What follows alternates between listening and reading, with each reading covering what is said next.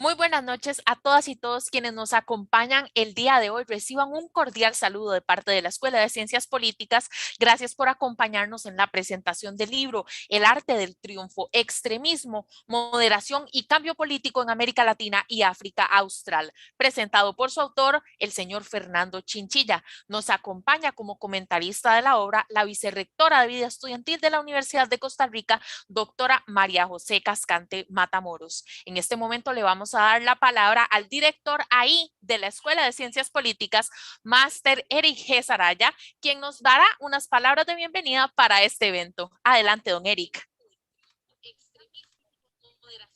Muy buenas noches, tengan todas y todos.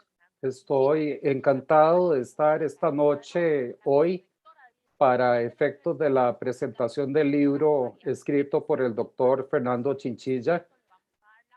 Fernando es una persona que ha estado muy allegada a la Escuela de Ciencias Políticas. Es un egresado de nuestra escuela. Durante mucho tiempo estuvo ligado a movimientos estudiantiles, es bachiller de la Escuela de Ciencias Políticas y egresado de la licenciatura en Ciencias Políticas. Fernando es un ávido estudiante de, de, de los temas de la paz, de los temas de la negociación, de los temas de arbitraje. Y para mí es un honor realmente que nos acompañe hoy para presentarnos su libro y también agradecerle también a la doctora María José Cascante Matamoros, vicerrectora de Vida Estudiantil de nuestra universidad, su presencia y su colaboración en esta actividad. Muchas gracias. Muchísimas gracias, don Eric, por estas palabras de bienvenida y justamente vamos a introducir al invitado del día de hoy. Y es que don Fernando cuenta con un PhD de Ciencia Política de la Universidad de Montreal, es miembro fundador del Laboratorio Transnacional de Paz Sostenible y miembro asociado del Laboratorio Les Afriques dans le Monde del Instituto de Estudios Políticos de Burdeos. Desde los inicios de su carrera se ha desempeñado en la enseñanza universitaria y además en la investigación científica en países como Canadá, Colombia, Ecuador, España y México, compuestos en investigación aplicada y además investigación para la acción, así como gestión de proyectos en cooperación internacional para las entidades gubernamentales y no gubernamentales. Sus áreas de interés giran alrededor de la violencia colectiva y las inseguridades, la prevención, la resolución y transformación de conflictos armados, así como la promoción de los derechos humanos en América Latina y en África. Básicamente, la dinámica que vamos a tener en este momento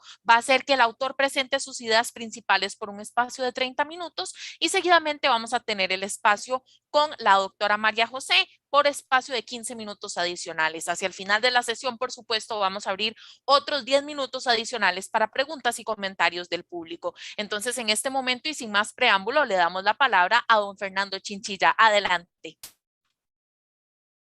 Bueno, en primer lugar, pues muchísimas gracias por recibirme aquí en la Escuela de Ciencias Políticas de la UCR. Pues para mí es un enorme placer, no podría expresar con palabras el enorme agrado que tengo de volver a esta casa de enseñanza, pues que finalmente es por donde todo empezó, ¿no? Después de eso, muchas cosas más han sucedido, pero el inicio de todo es acá. Entonces, bueno, si para entrar de una vez en materia, voy a permitirme compartir la presentación que elaboré. Y vamos a ver. Ups.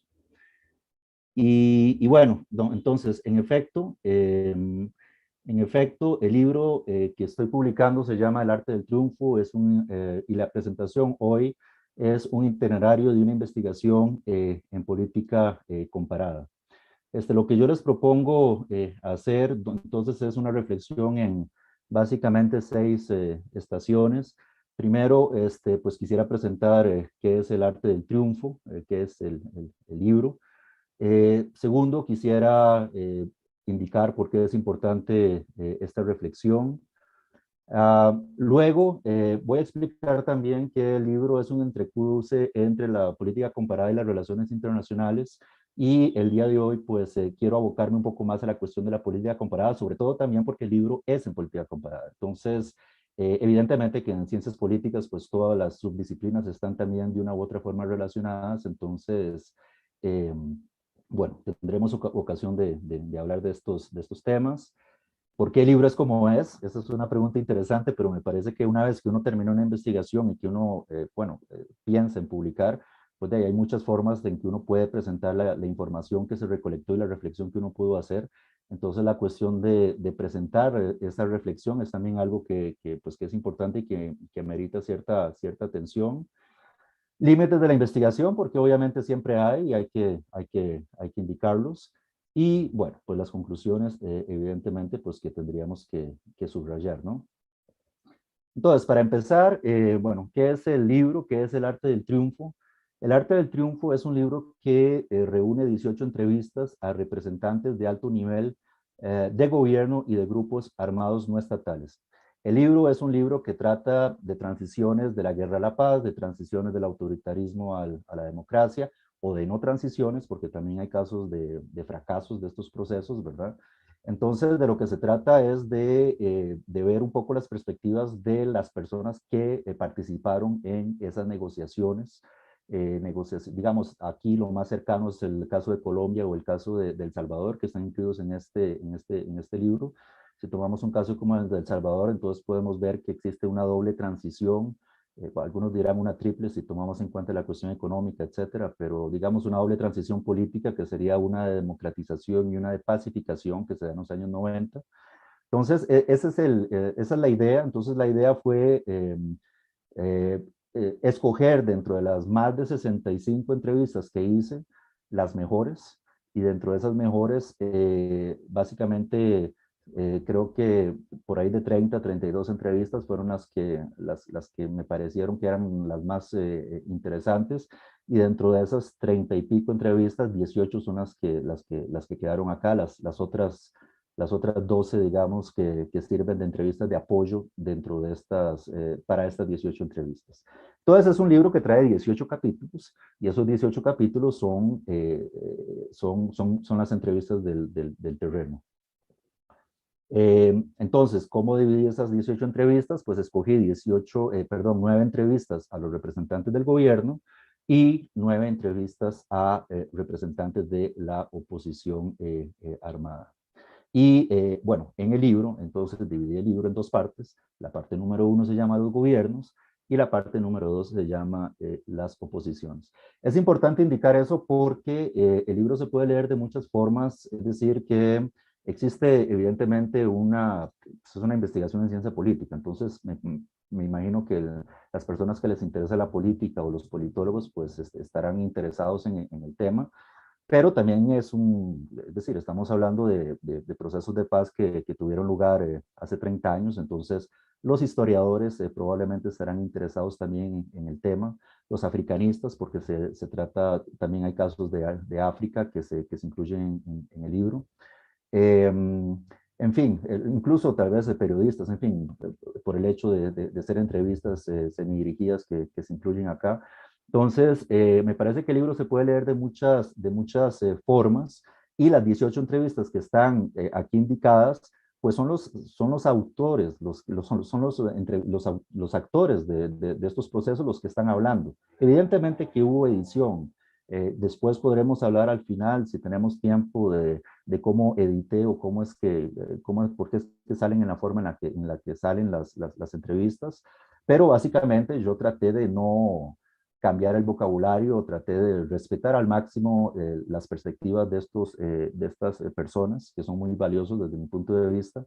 Y entonces me parece que también es un libro que puede ser leído por cualquier persona, incluso por ello quiero decir alguien que no necesariamente es experta en temas políticos o un internacionalista.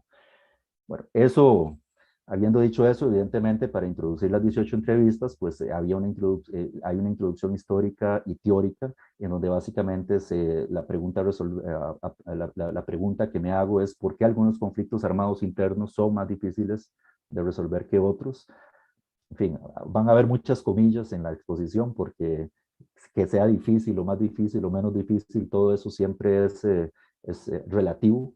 Pero bueno, digamos que si vemos que el conflicto de El Salvador se resolvió básicamente después de 12 años de guerra, en 2 años de negociaciones, y que el conflicto de Colombia duró más de 50 años en actividad y más de 4 años de negociación, pues puede uno decir que el conflicto de El Salvador fue más fácil de resolver que el de Colombia. Evidentemente, todo esto es relativo, pero bueno, es básicamente lo que se quiere decir acá.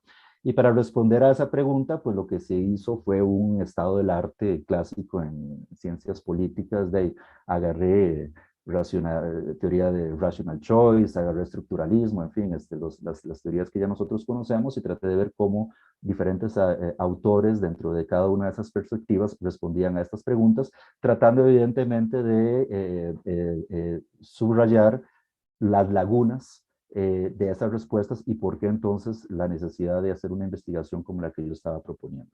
Y después tenemos una conclusión histórica y metodológica. El día de hoy, como les decía al principio, me voy a enfocar más en la cuestión metodológica, que es de política comparada, y básicamente la pregunta aquí es qué es extremismo y qué es moderación en el marco de un conflicto armado interno. Como les decía, entonces, otro de los elementos de de la investigación y del libro es que entonces es contiene entrevistas de personas de El Salvador, de personas de Colombia, también de Angola y de Mozambique.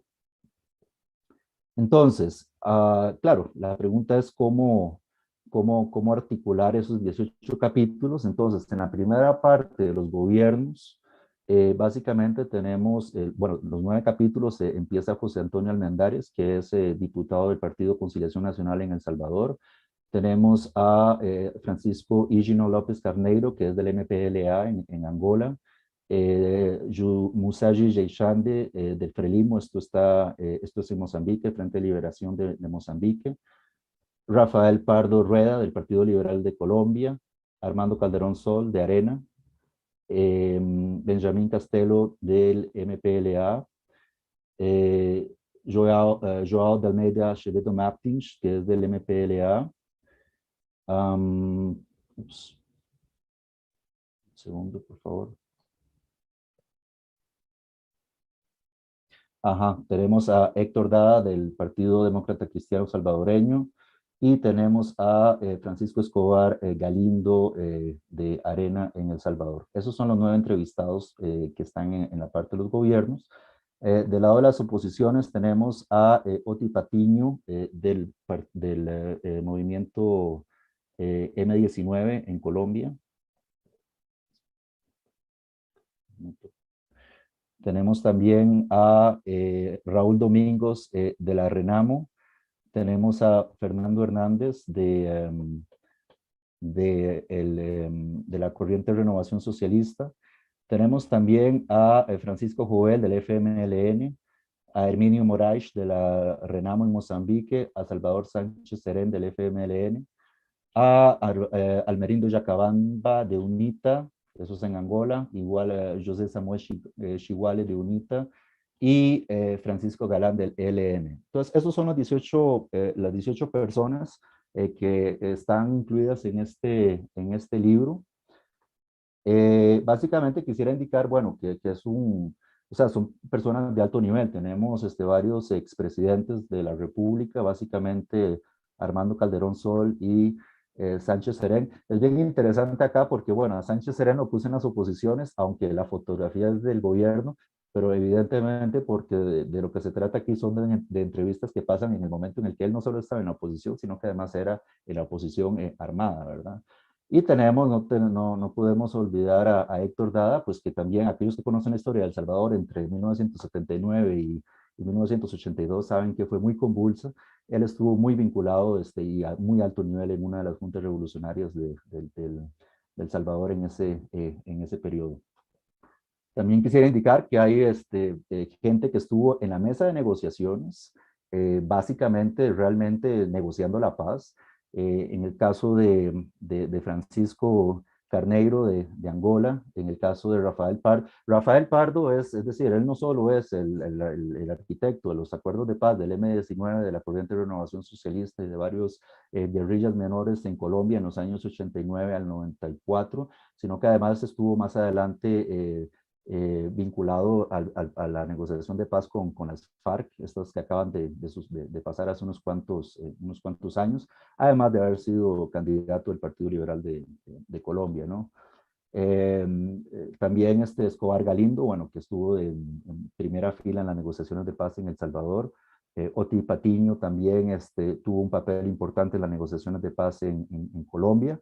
Acá tenemos a dos, Raúl Domingos, que es la persona que está con la corbata roja, pues ese era considerado el canciller de la RENAMO y fue él el que estuvo a cargo de las negociaciones de paz en Roma. Herminio Moraes, un comandante de ese grupo armado también. Casos interesantes en Colombia, Fernando Hernández, que está a la izquierda, y Francisco Galán a la derecha, ambos del ELN, pero el ELN se cindió a principios de los años 90. Fernando Hernández pasó a ser parte de la corriente de renovación socialista que se terminó desmovilizando y entrando en la vida civil. Francisco Galán duró muchísimo más tiempo en la clandestinidad y todavía hoy es vinculado con el ELN, aunque evidentemente él ya se ha separado. Una persona, otra cosa que es importante acá también es que, es decir, hay voces de todo el mundo. Francisco Galán ha estado varias veces en prisión por cuestiones de subversión armada, es una persona que entra y sale de prisión. Lo mismo se puede decir del coronel Almendaris, que hace poco, en diciembre del 2020, fue impedido de entrar a Estados Unidos por cuestiones de violación de los derechos humanos durante las guerras durante la guerra en El Salvador. Evidentemente que él ha dicho que va a limpiar su nombre, etcétera. Aquí no estamos para juzgar o qué sé yo. Me parece que en el mundo en el que estamos viviendo hoy en día es súper importante tener la capacidad de escuchar los diferentes puntos de vista de diferentes personas, independientemente de que uno crea o no crea lo que se está indicando. Entonces, en ese sentido también no es un libro que esté sesgado ideológicamente, por lo menos eso es la esperanza mía, ¿verdad? Otro caso interesante, el del coronel Chihuale, aquí Samuel Chihuale. Él es uno de los, y estoy bien orgulloso de esta entrevista porque él es uno de los del grupo que se fue a entrenar en China en los años 60 directamente con Mao Zedong, y fue de los que lanzó la UNITA en los años, finales de los años 60, 70 en Angola. Entonces, es gente que sabe y es gente que estuvo metida en las guerras. Tenemos también gente moderada. Aquí te acaba de subrayar dos personas de Angola, una del MPLA arriba, otra de la UNITA abajo. Esos dos grupos, que sea MPLA o UNITA, son considerados generalmente como actores muy extremistas, pero los dos personas que estoy indicando acá son considerados moderados dentro de esos partidos. Y eso también es importante porque los actores políticos no son monolíticos, ¿verdad? Los actores políticos tienen diferentes facciones y es importante a la hora de hacer este tipo de estudios, pues precisamente subrayar las diferentes facciones que pueden existir. Y bueno, finalmente tenemos gente que está un poquito, digamos, con visiones un poquito más, digamos, diría yo, exteriores. Jay Shande, que es el de la camisa amarilla con negro, él es mozambiqueño, pero fue representante de Naciones Unidas para el conflicto en Angola. Entonces, es una doble entrevista en donde habla de lo que pasó en Mozambique, pero también lo compara en Angola. Y bueno, es un doble sombrero bien interesante porque se pone el sombrero de Frelimo cuando habla de Mozambique, pero se pone el sombrero de una organización internacional cuando habla de Angola. Y el último, la última persona que se encuentra acá con gorra verde, él básicamente forma parte del MPLA, pero se ha distanciado mucho. Benjamín Castelo, se ha distanciado mucho y hoy en día es considerado más una persona de la sociedad civil. Obviamente, si se distanció es porque tiene una mirada crítica bastante importante con respecto a la política de su ex partido, ¿no? Entonces, bueno, básicamente esos son, si se quiere, las personas que forman parte del libro. ¿Por qué la reflexión es importante? Bueno, la reflexión es importante, primero porque no existe una definición clara, precisa y aplicable a diversos marcos de lo que es extremista desde un punto de vista político y de lo que es moderación tampoco. Es decir, ahí hay mucha discusión, por ejemplo, se puede pensar, se puede preguntar, ¿es Abimael Guzmán más extremista que el Che Guevara, por ejemplo? Y si sí, bajo qué condiciones o cómo lo podemos, cómo podríamos llegar a tal conclusión. Y también podemos ver de lo que es extremista en un país puede ser moderado en otro. Entonces, y tampoco hay mucha claridad de que o sea, en general el extremismo se, se asocia a la utilización de armas y la moderación se asocia al privilegio de estrategias pacíficas, digámoslo así, o al diálogo. Pero eso no necesariamente es así. Y aquí habría que recordar la teoría clásica de las transiciones hacia la democracia, más específicamente a O'Donnell y Schmider, cuando indicaban que la principal diferencia entre ambos tipos de actores es la aversión a la incertidumbre política. Entonces, ¿qué quiere decir esto? Esto quiere decir que un moderado podría eventualmente tomar las armas, sobre todo si está frente a un régimen autoritario que lo reprime, que lo tortura, que lo exilia, o un extremista se puede sentar a negociar si considera que puede manipular una negociación de paz para finalmente ganar la guerra en la mesa de negociación. Entonces, esa diferenciación entre extremismo, moderación, utilización de armas o no utilización de armas es súper importante en el marco de esta investigación. Aquí les puse las fotos de algunas de las personas que mencioné en la diapositiva anterior, porque claro, en la otra los vemos vestidos de civil y los vemos con corbatas en la versión siglo XXI, pero bueno, es importante también ver, por ejemplo, Francisco Jovel. Aquí tenemos, el libro tiene 2 de los 5 comandantes generales de la Comandancia General del FMLN como entrevistados. Entonces, Lionel González, que es el nombre de guerra de Sánchez Serén, y también tenemos a Francisco Jovel del Partido Revolucionario de los Trabajadores Centroamericanos, que era una de las 5 organizaciones del FMLN. Chihuale, aquí lo tenemos con Jonas Savimbi, que era el líder mozambiqueño, y a Ingino Carneiro, lo tenemos acá en alguna de las actividades que él habrá hecho. Entonces, es decir, son estas personas con las cuales yo conversé y son estas personas las que están entrevistadas en el libro, ¿no? Segundo, existe un interés marcado en las ciencias políticas por los procesos de cambio político resultantes de una negociación. Y aquí, como ya lo mencionaba hace un momento, entramos en la cuestión de la teoría de los pactos. No voy a entrar en el detalle acá porque si no se nos va a ir el tiempo, pero lo que sí es interesante entender acá es que la idea del pacto es que los actores principales se ponen de acuerdo y al ponerse de acuerdo se distribuyen, si se quiere, los costos y los beneficios del cambio y con eso se evita la violencia. Es decir, que se prefiere el cambio por pacto que el pacto impuesto, que puede ser por golpe de Estado, por ejemplo. Linz hablaba de ruptura versus reforma, para ponerlo en los términos de Linz. Pero bueno, entonces, la idea es entonces ver cómo es que se construyen estos pactos. Vuelvo a la pregunta de inicio, es decir, no existe una respuesta integral, es decir, comparatista e internacionalista a la pregunta por qué algunos conflictos armados son más difíciles que resolver que otros.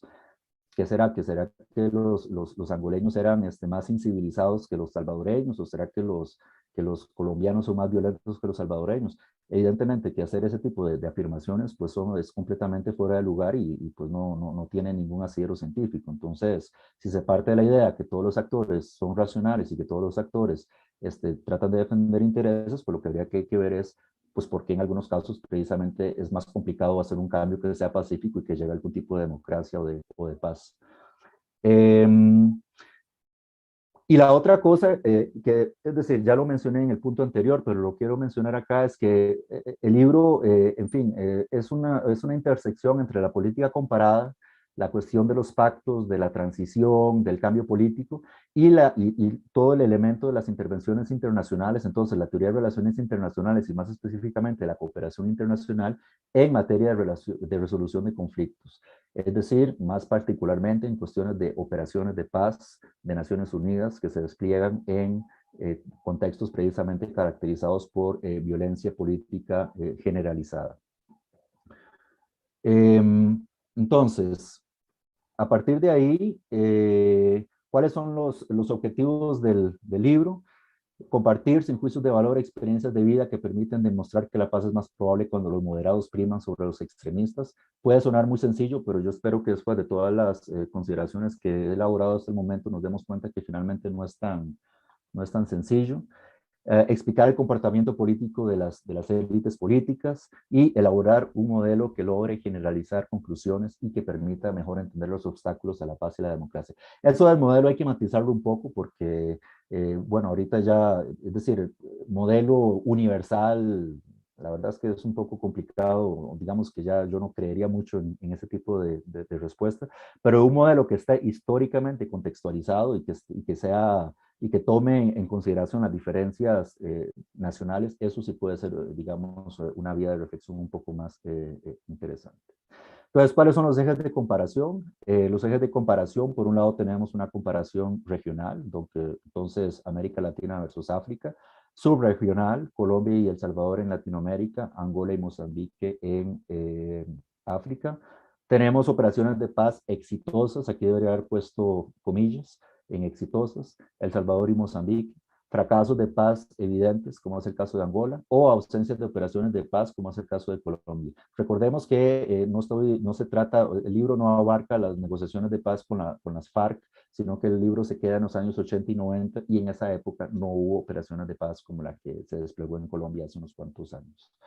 Guerrillas de izquierda, FMLN, bueno, de izquierda, también mis entrevistados me dirán, eso es otra discusión, qué tan de izquierda son o no son guerrillas como el FMLN o el M19, pero digamos progresistas o demócratas como el FMLN, el M19, la Corriente de Renovación Socialista y el Ejército de Liberación Nacional, o guerrillas de derecha, y eso es también interesante de hacerlo notar, como lo son la RENAMO o la UNITA, que estaban luchando en contra de dictaduras de izquierda encarnadas en Frelimo, en Mozambique, y el MPLA en Angola.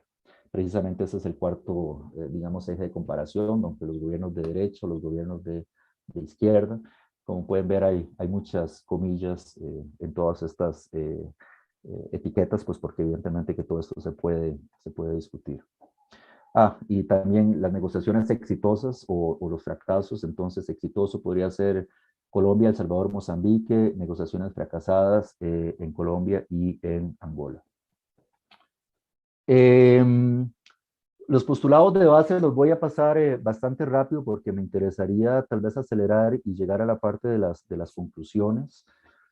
Básicamente son 5 y son la cuestión de la racionalidad de los actores, es decir, los actores políticos tienen una racionalidad. Yo no creo que la UNITA o que Frelimo sean salvajes, para decirlo de alguna forma muy coloquial.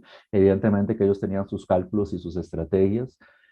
Son actores que no actúan en el vacío político, sino en marcos compuestos por instituciones políticas.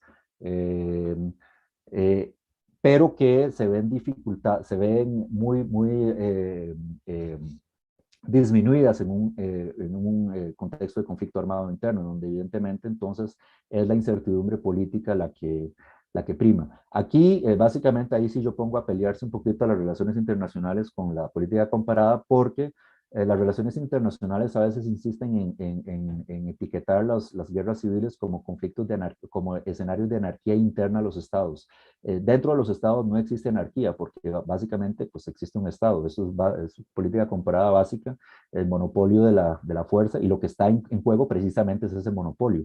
Entonces lo que hay es más un contexto de incertidumbre política. La definición de un acuerdo de paz como un pacto político, es decir, como un compromiso explícito, que puede ser público o secreto, entre cierto número de actores que deciden a renunciar a su capacidad de perjudicarse mutuamente. Y bueno, la idea de que todo marco caracterizado por la incertidumbre política, pues entonces tiene fuerzas, existen fuerzas o facciones con intereses diferentes, unas que pueden ser categorizadas como moderadas y otras como radicales o extremistas. Dentro de los gobiernos, entonces hay por lo menos 2 facciones, un gobierno moderado y un gobierno más duro, y dentro de la oposición mismo hay una oposición más dura y una oposición más moderada. Entonces, ese es digamos, el punto de inicio. Aparte de ahí, entonces tenemos un modelo en donde ponemos a los gobiernos, en donde ponemos a las oposiciones, la oposición suave perdón, el gobierno suave con la oposición suave. La idea es decir, y el gobierno duro con la oposición dura. La idea es decir entonces que cuando el gobierno de línea suave se junta o tiene permanencia con la oposición de línea suave, podemos llegar a una paz sostenible. Eso se le llama en la teoría de resolución de conflictos un momento propicio, y entonces aquí hay una mayor probabilidad de obtener precisamente una paz sostenible. Cuando son las facciones duras las que priman, entonces continuamos con la guerra. Entonces aquí estamos en un contexto de relaciones de poder radicalizadas. El primer caso es ejemplificado un poco por el caso de El Salvador, el segundo por la Angola. Y después de eso tenemos lo que yo llamaría configuraciones de relaciones de poder mixtas, entonces que ya sea un gobierno o una oposición dura o suave que interactúa con un gobierno o una oposición que ya sea dura o suave. Y aquí lo máximo que se puede llegar a tener en caso de que haya una intervención internacional sería una paz precaria. Aquí tenemos, por ejemplo, el caso de Colombia, que es un caso complicado porque la guerra continuó. En Colombia básicamente había una configuración favorable a las FARC y al ELN en los años 80 y 90, pero el gobierno hizo la paz con aquellas guerrillas que se sentaron a negociar, que eran el M-19 y otras guerrillas menores. Entonces es un caso pues complicado. Y el caso de Mozambique, que si aquellos que conocen la historia de África, pues saben que ha habido bastante inestabilidad, sobre todo en los años 2010 en ese país. Entonces, el concepto de configuración de relaciones de fuerza es muy importante. Cuando hablo de paz sostenible, hablo de una paz endógena, una paz que se puede reproducir. Endógena quiero decir que no es dependiente de una intervención internacional, ¿verdad? Que no pase como Haití, que si se va en los cascos azules, entonces todo se desmejora, y cuando llega la comunidad internacional todo se estabiliza. O sea, la paz sostenible tiene que salir de adentro de los países y tiene que reproducirse. No puede ser una paz que dure 2 años y que después se vuelva que se vuelva a desmejorar, ¿verdad? Y una paz precaria que sería más vista en el sentido de Galtung, de paz negativa, es decir, una paz que existe solamente pues porque no hay forma de continuar la guerra, ¿verdad? A veces, aunque los actores quieran continuar peleándose, ya no pueden hacerlo pues porque no tienen armas o por otras razones, ¿verdad?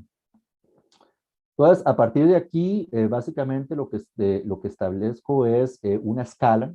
Y esa es la diferencia tal vez entre el doctorado y el libro, y es que en el doctorado yo me quedé en ese modelo que les acaba de decir. En el libro lo que presento es una escala de 20 puntos, entonces que va de 20 a menos 20, y entonces a partir de aquí coloco a los diferentes actores, que ya sea los gobiernos o que ya sea las oposiciones. Ahora, podríamos preguntarnos cómo apliqué ese puntaje. Entonces, a partir de ahí, básicamente la respuesta a esa pregunta sería decir que definí varias, digamos, varias variables: el reconocimiento del adversario, la aceptación del principio de negociación, el llamado a definir reglas para la negociación y señales costosas que sean activas o pasivas, garantías internas o externas. Todas esas son variables que nos permiten ver en posiciones concretos cuál actor puede ser extremista y cuál actor puede ser moderado. No voy a entrar en detalle aquí porque es complicado, pero aquí están los indicadores.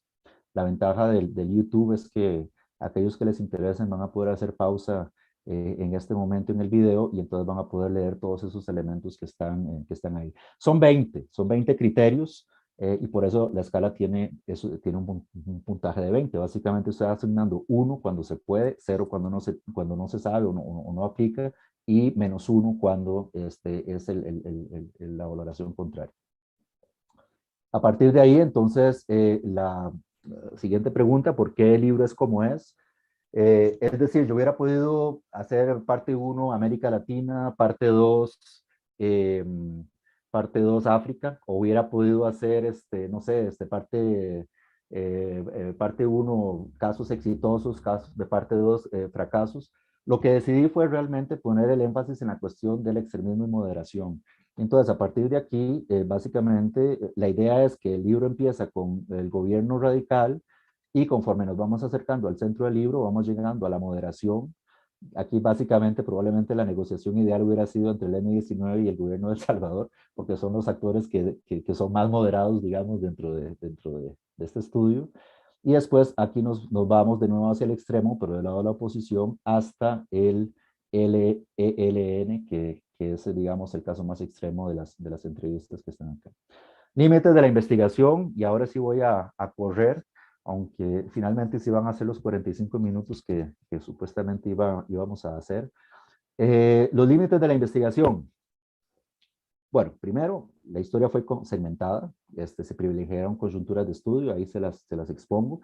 Evidentemente que el libro trata en la introducción pues de reconstruir los antecedentes, es decir, poner las entrevistas como se las acaba de indicar, es decir, por país y no por región o por otro criterio, implica que en la introducción se tiene que dar todo el contexto histórico, si no la gente va a llegar a las entrevistas y no va a entender o va a entender poco de lo que los actores están hablando. Entonces había que servir la mesa, pero a pesar de eso, pues la historia fue segmentada y bueno, los periodos de estudio que están son los que están ahí. Entonces ya se podrá, por ejemplo, indicar que el libro no, como decía hace un momento, no habla de las negociaciones de paz de Colombia, eso quiero decir, de Colombia con las FARC en los años 2014 a 2016, 2018, entonces pues eso queda para otra ocasión.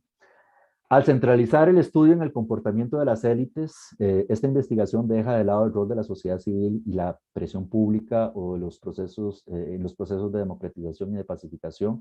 Aquí quiero decir, hay mucha discusión al respecto de las élites, el rol de las élites en la política.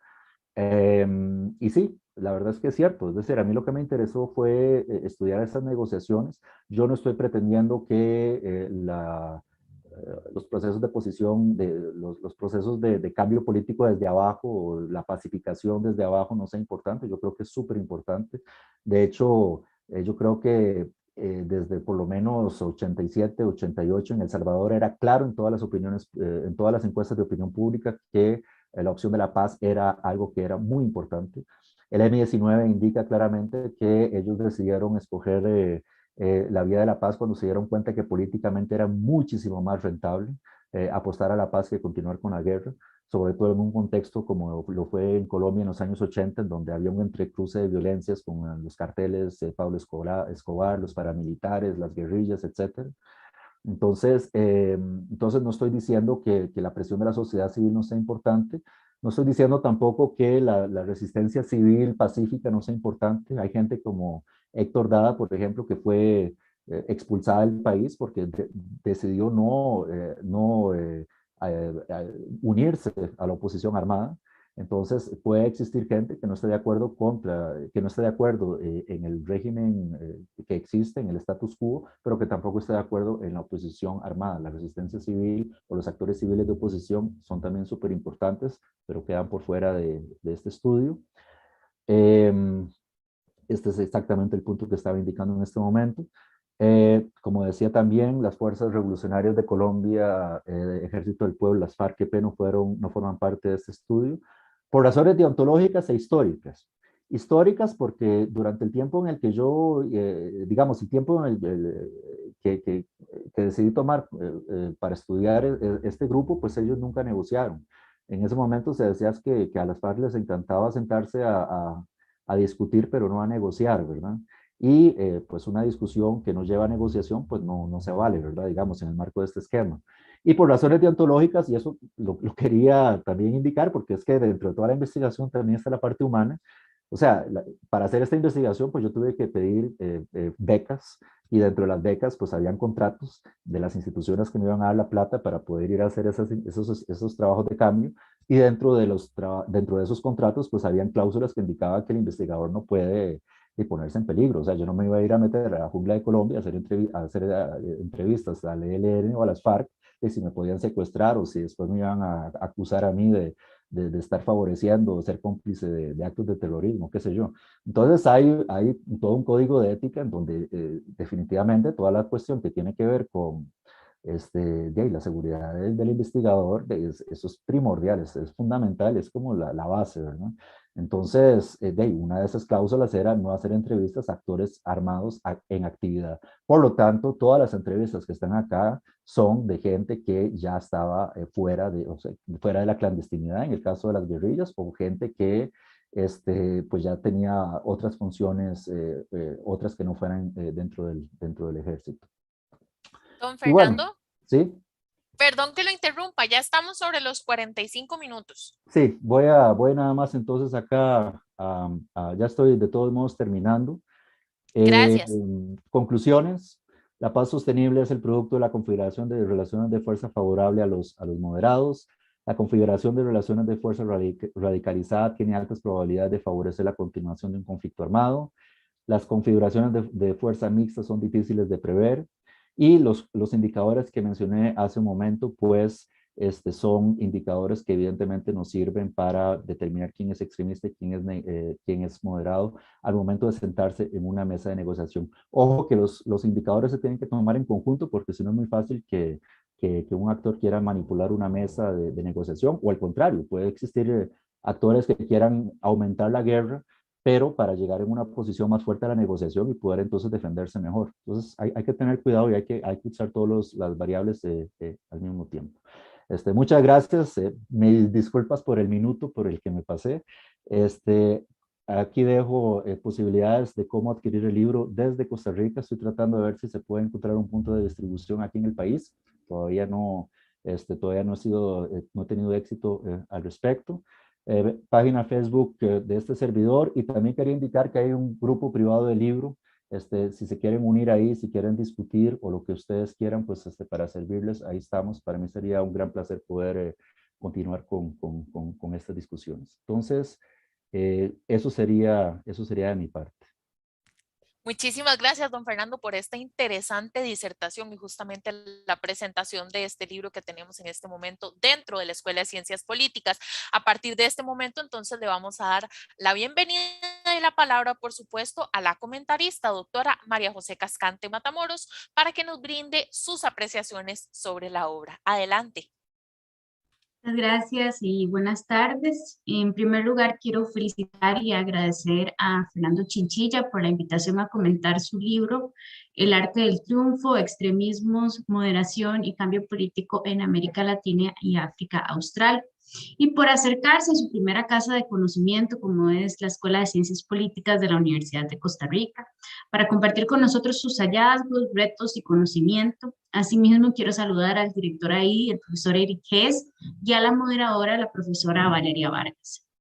Para iniciar, quiero señalar que el documento es complejo, pero he organizado mis comentarios en distintas aristas, especialmente lo metodológico, lo que tiene que ver con la investigación en sí misma, las reflexiones del autor.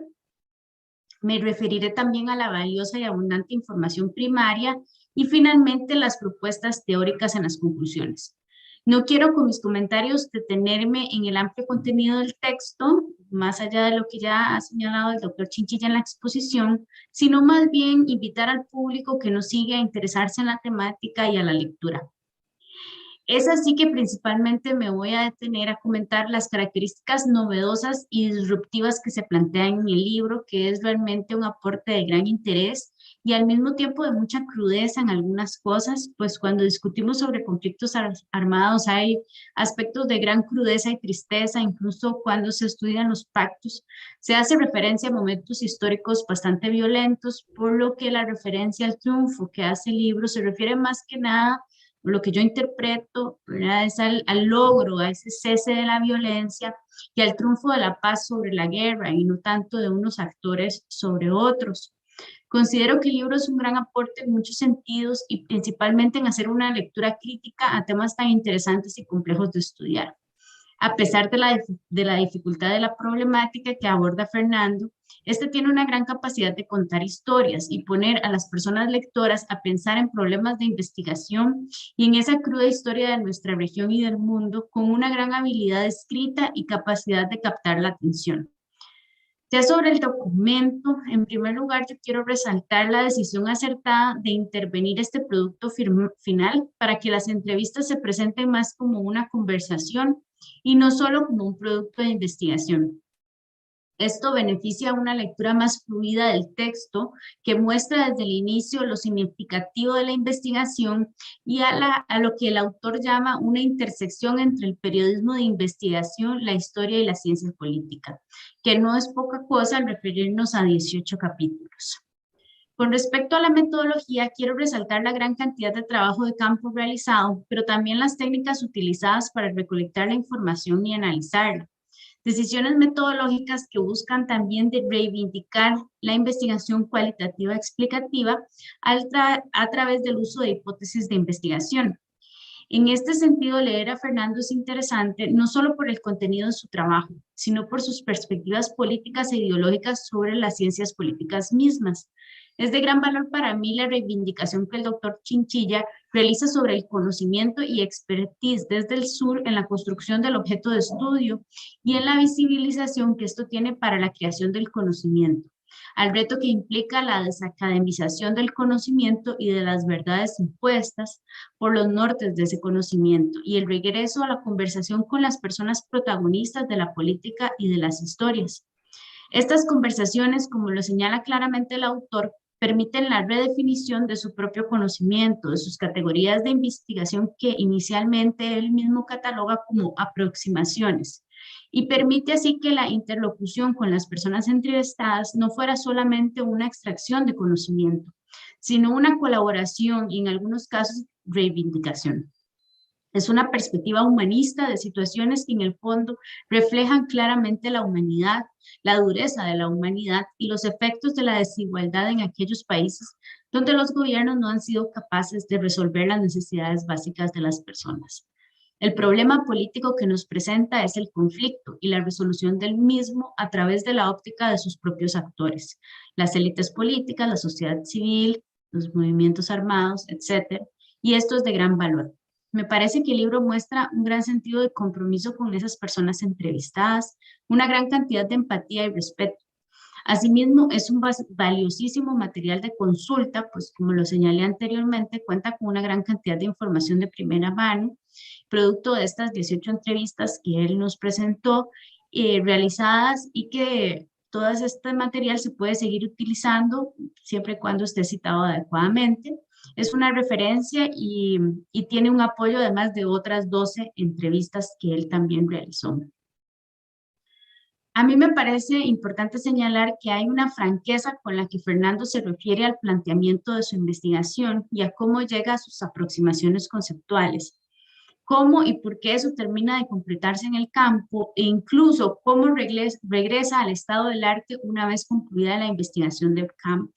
Señala también las lagunas o los vacíos de investigación con las que culmina y los límites de la investigación, bien lo presentó. Creo que esto es de gran valor para lectores e investigadores jóvenes que inician su proceso de investigación, pues muchas veces cuando leemos libros, la redacción nos hace creer que las investigaciones son lineales y perfectas. Considero que esta franqueza y transparencia son mucho más útiles para tener discusiones reales sobre cómo se realiza y se presenta la investigación académica. Sobre el retorno que Fernando hace al estado del arte después de realizar la investigación, me gustaría que pudiera ampliar un poco en la sección de preguntas, porque pues creo que es de especial interés para las personas que inician su camino en la investigación académica. También quiero resaltar la transparencia con la que hace referencia, y esto lo señalo también al final de la presentación, a realizar investigación académica y a las imposibilidades éticas de comprometer la seguridad personal de las personas investigadoras, lo que presenta claramente como un dilema interesante también para discutir y señalar los límites que también establece la institución académica para la recolección de información de primera mano. Asimismo, me mueve mucho el reconocimiento desde dónde y con cuáles perspectivas se hace investigación, pues el paradigma que en muchas ocasiones permea las ciencias políticas es el de la mal llamada imparcialidad, que permite más bien ocultar nuestras posiciones y los sesgos que existen en todas las investigaciones. Yo agradezco en ese sentido esa nueva forma de hacer ciencias sociales en que se permite y reflexionamos acerca de nuestras subjetividades, cómo nos mueven las mismas a hacer investigación y a tomar decisiones sobre el enfoque de ellas, sin que esto nos impida acercarnos a distintas partes del espectro ideológico. Fernando hace una apuesta interesante en la estructura de los capítulos, pues más allá de la forma de analizar la investigación recolectada, la presenta en dos categorías grandes, como lo hizo en la presentación, que son los gobiernos y las oposiciones. Y aunque sí están pues claramente señaladas de qué países o cuáles conflictos son, es más bien a través de ellos que hace una perspectiva integral en el campo de la resolución de conflictos. Yo quisiera también aprovechar para preguntarle a Fernando sobre los retos metodológicos que implicó esa decisión, por ejemplo, con respecto a las diferencias contextuales en que se desarrollan los conflictos y cómo esto se fue resolviendo para terminar en este producto. En este sentido, el ordenamiento que hace de las posturas en contra y a favor de las negociaciones de paz logran claramente ordenar la información tan amplia que se tiene y esa lógica de continuum que presenta y que cuenta una historia general, no solo específica de cada caso, que en sí mismos son sumamente interesantes. Y es que, aunque se utiliza una metodología comparativa de casos país, también hay una integración teórica en ese continuum planteado. Esto resulta bastante interesante y yo quisiera que ahí nos pudiera contar sobre los retos de esas decisiones y las ventajas en la presentación de la información tomando esas decisiones. Igualmente llamativas me parecen las conclusiones que se plantean y la apertura de Fernando para invitar a probarlas en otras investigaciones posteriores, pues ponen de manifiesto el interés real de formular un acercamiento integral al problema de investigación, así como propuestas teóricas que abordan problemas tan complejos. Las conclusiones a las que llega Fernando para mí son sumamente interesantes, pues logran tomar el dato concreto producto de las entrevistas y las revisiones históricas y convertirlo de nuevo en el aporte al debate teórico. Yo quisiera, si también fuera posible, que Fernando compartiera un poco sobre esto, cómo abstraerse de la concreción de una entrevista, pasar a la comparación y posteriormente a la generación o a la formulación de propuestas de teorización. Como pregunta final, quiero consultarle si al revisar toda la información recabada y realizar la estructura para el libro, ¿hubo alguna conclusión que consideras vital para el actual escenario mundial y para el futuro pospandémico en que nos vamos a embarcar como humanidad? Muy probablemente haya un aumento de la desigualdad y de las crisis. Y en el libro, al final en las conclusiones, hace una reflexión que es muy interesante cuando cierra. Supongo que después de vivir la pandemia también hay algunas reflexiones que tal vez quiera ampliar hoy aquí. Con esto termino y agradezco de nuevo la oportunidad de comentar el libro. Asimismo, a los compañeros de la Escuela de Ciencias Políticas quiero agradecerles por toda la logística para realizar este evento. Y pues nada, muchas gracias y buenas tardes. Muchas gracias a la doctora María José Cascante por su intervención y justamente le damos la palabra en este momento a don Fernando para que se refiera a estas preguntas y estos cuestionamientos que nos acaba de indicar la doctora María José. Bueno, muchas gracias.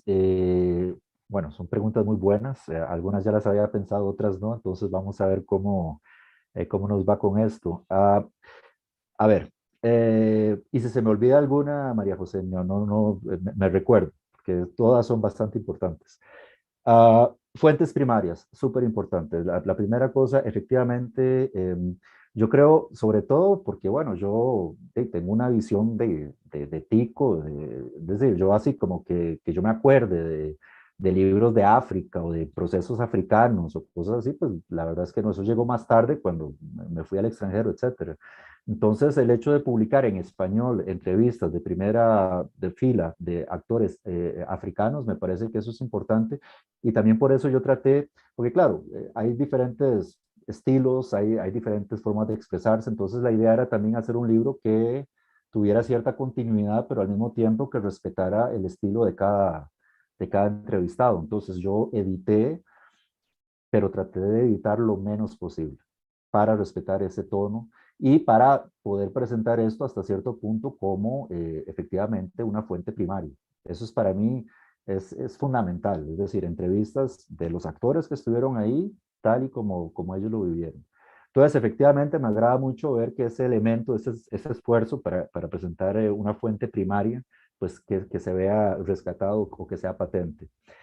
Me parece además que es un puente al pasado, es decir, yo me acuerdo todavía, yo creo que tal vez por eso fue que estudié ciencias políticas, pero me acuerdo de la ofensiva final del FMLN en el 89, yo estaba viendo televisión, en las noticias, o sea, yo viví esa época, digamos, del fin de las guerras, de la caída del muro de Berlín, etcétera, y lo que yo constato es que hoy en día el mundo es completamente otro, pues, los estudiantes que van ahorita a la universidad nacieron en el 2000 o en el 2001, en el 98, 99.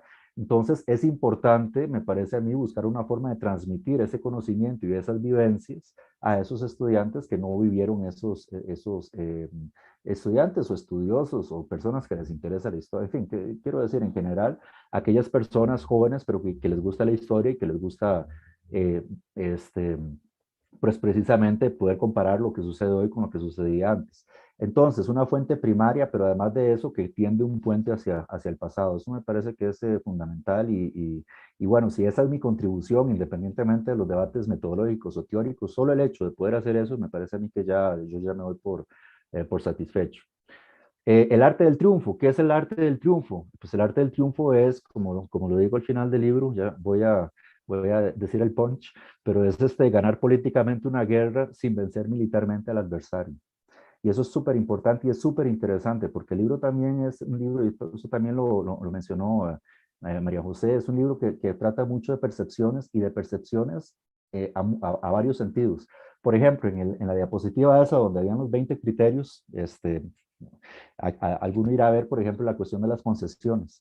Bueno, resulta que los actores moderados no sienten que hicieron ninguna concesión en la negociación. Es casi que decir como que llegaron y se pusieron de acuerdo, pero no hubo una concesión como tal. Mientras que un actor extremista, solo el hecho de sentarse a hablar con el enemigo, eso ya es una concesión, el hecho de sentarse a hablar. Entonces, es decir, es una percepción, que es una concesión finalmente. La concesión es lo que los actores quieren definir como concesión, no es un hecho como tal. Entonces, lo importante acá es ver cómo es que los actores definen las acciones o los contextos en los que están y para ver si los consideran o no los consideran concesiones o no. Eso es solo para dar un ejemplo, los 20 indicadores que están ahí. Otro que les podría mencionar es el famoso de los bandidos armados. Entonces, todos los gobiernos más extremistas hablan de las guerrillas o de los movimientos revolucionarios como forajidos armados, bandidos, terroristas, pongan las etiquetas que ustedes quieran. Los actores más moderados hablan de actores beligerantes, actores armados, o sea, tampoco es que los van a llamar los amigos de la casa, pero digamos que van a quitar toda esa retórica confrontacionista de poner etiquetas para deslegitimar, ¿verdad? Entonces, y eso también es una cuestión de lenguaje. Algunos dirán, es superficial, pero no lo es tanto, porque estamos hablando de sociedades muy polarizadas en donde cualquier cosita puede causar una explosión, digamos, social o puede causar una ofensiva, etc. Entonces, esos pequeños detalles de abstenerse de llamar bandidos a alguien o de no decir dictadura o ese tipo de cosas, eso puede contar. Entonces, percepciones a ese nivel. La otra cosa que también hay que decir es que estos son conversaciones que tuvieron lugar hace 10 años, dentro de las más viejas o 15 años, de eventos que sucedieron hoy en día, hace 30 años. Y bueno, entonces son también las percepciones de los actores con respecto a su propia rol 15 o 20 años antes. Y yo eso me lo pregunté, o sea, yo dije, ¿hasta qué punto es que uno también a veces se hace como una interpretación romántica de uno mismo, ¿verdad? Entonces, yo fui un héroe y me acuerdo de las cosas buenas, pero se me olvidan las cosas malas, ¿verdad? Entonces, ¿hasta qué punto no hay ahí también un filtro de los propios actores que también ya no han... Pero al mismo tiempo yo me dije, es que eso también forma parte de la investigación, es decir, ese filtro, esas percepciones que existen hoy en día también son parte del proceso precisamente de esos actores. Entonces, ¿qué fue lo que hice? Y sin querer ser fact-checker, que es un, una palabra nueva del mundo en el que vivimos ahora, cuando escribí el libro no existía esa palabra, O sea, yo no me puse checar, a checar para ver si estaban diciendo la verdad o no, no me interesa en lo más mínimo. Obviamente, eso hay que decirlo también, hay entrevistas mejores que otras, hay entrevistas que son muy institucionales, en donde simplemente dice lo que es políticamente correcto. A mí me parece que eso, sea como sea, también es información, y eso está, el prologuista lo dice. Hay ciertas entrevistas en donde habría que preguntarse por qué esa langue de bois, o por qué precisamente esa lenguaje institucional en donde finalmente uno no se moja o no dice nada, digamos, conflictivo, etcétera. Hay otras entrevistas que son muchísimo más generosas, evidentemente. Pero bueno, entonces también son percepciones, como decía, con respecto a la realidad pasada. Y entonces, con respecto a eso, sin quererme convertir en un fact-checker, lo que hice fue corroborar en la medida de lo posible las cosas.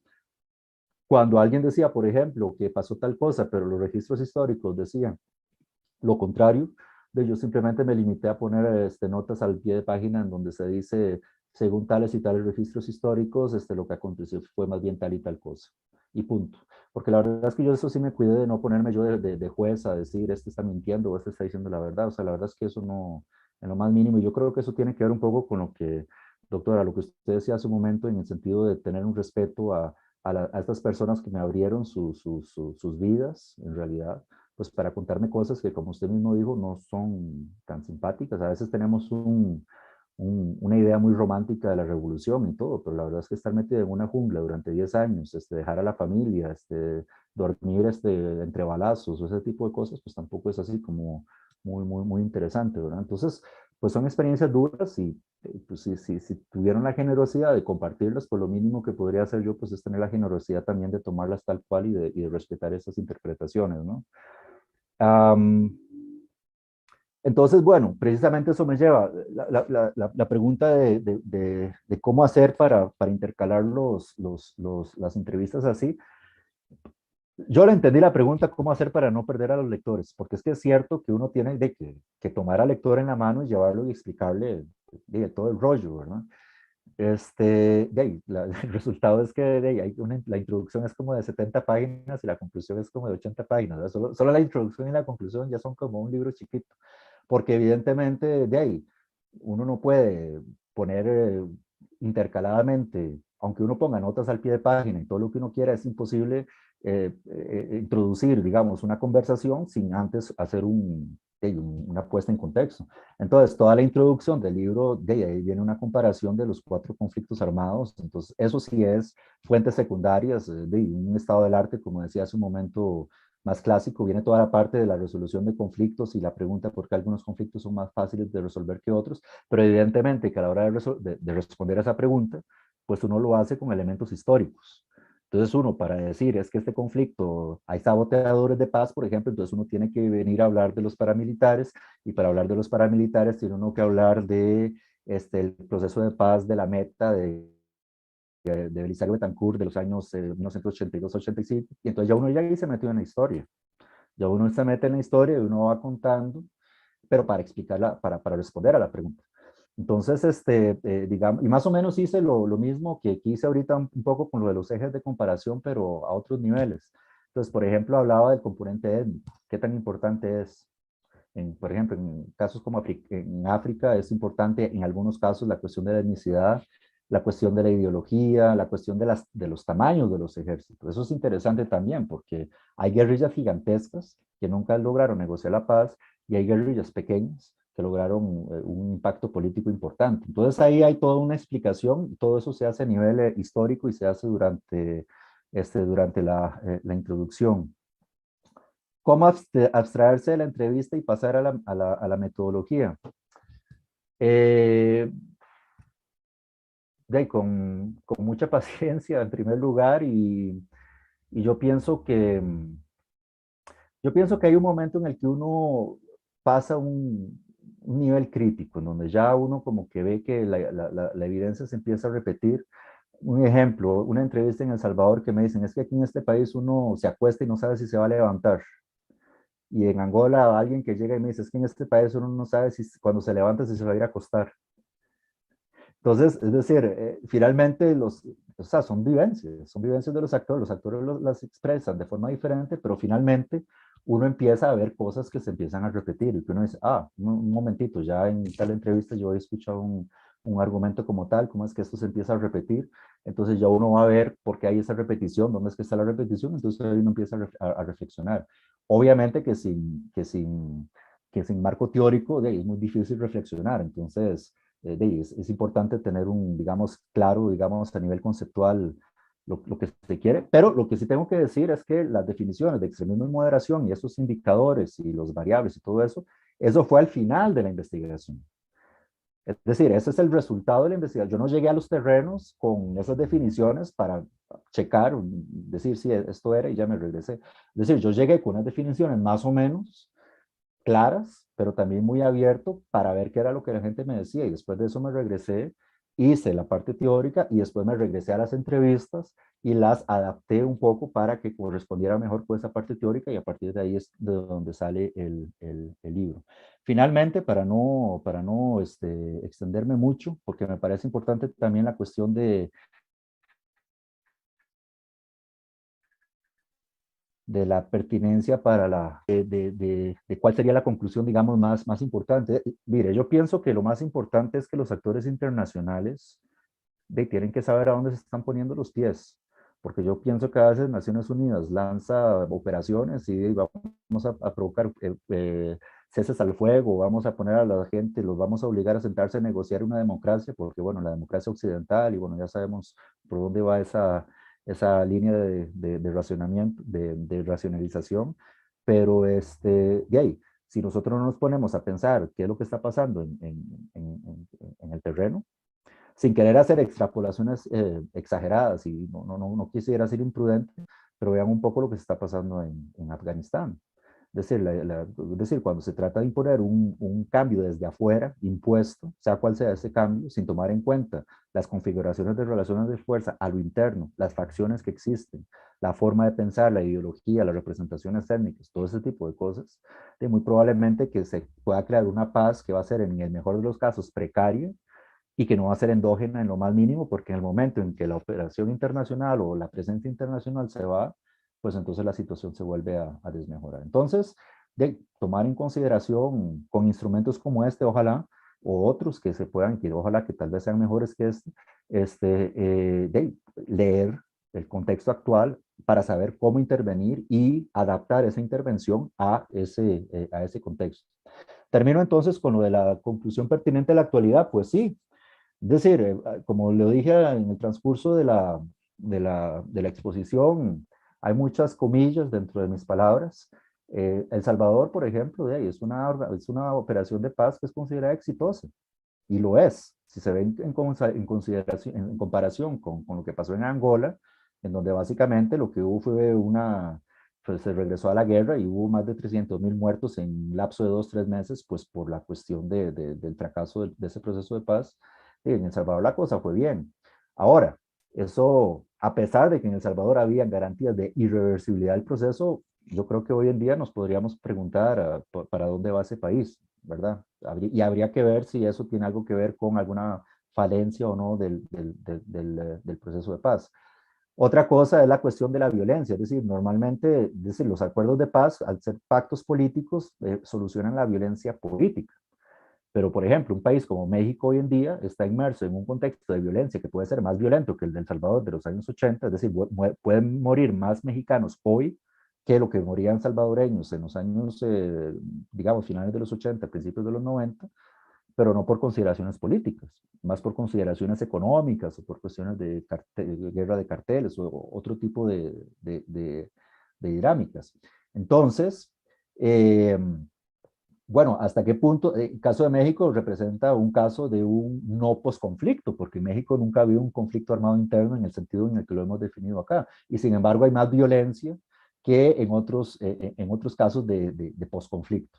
Entonces, hoy en día yo creo que la cosa se ha confundido mucho. Habría que repensar yo creo que en ciertos países todavía es aplicable, efectivamente en África o en casos por ejemplo, en el caso colombiano hace poco, si existieran, digamos, conflictos de naturaleza política, que tienen que ver con el acceso al control del Estado, que tienen que ver con el tipo de régimen político. Yo creo que todavía es bastante pertinente, pero definitivamente que si queremos abordar problemas más relacionados, por ejemplo, al crimen organizado o al tráfico de drogas, etcétera, ahí tenemos que regresar y tenemos que hacer una modificación del esquema, porque la racionalidad económica no es la misma que la racionalidad política y no se puede, no se puede utilizar el mismo tipo de estrategia. Muchísimas gracias a don Fernando por haber abordado estas preguntas y justamente tenemos un saludo cordial de parte del colega Guillermo Celedón Flores, quien está conectado a esta transmisión y nos dice saludos. Muchas gracias a don Guillermo por haberse conectado en esta noche. Y justamente con esto finalizamos la actividad del día de hoy, que fue la presentación del libro El arte del triunfo, extremismo, moderación y cambio político en América Latina y África Austral, presentado por su autor, Fernando Chinchilla. Le agradecemos, por supuesto, a don Fernando, así como a la comentarista, doctora María José Cascante Matamoros, igualmente al director ahí de la Escuela de Ciencias Políticas, máster Eric Gess Araya. Muchas gracias por habernos acompañado los tres. No, pues muchas gracias a ustedes por haberme invitado. Yo, como lo dije al principio, más que contento de estar aquí de regreso en mi alma mater y pues sí, muchas gracias. Muchas gracias por habernos acompañado en esta noche y con esto nos despedimos. Por supuesto, le agradecemos a todas y todos. Buenas noches y hasta la próxima.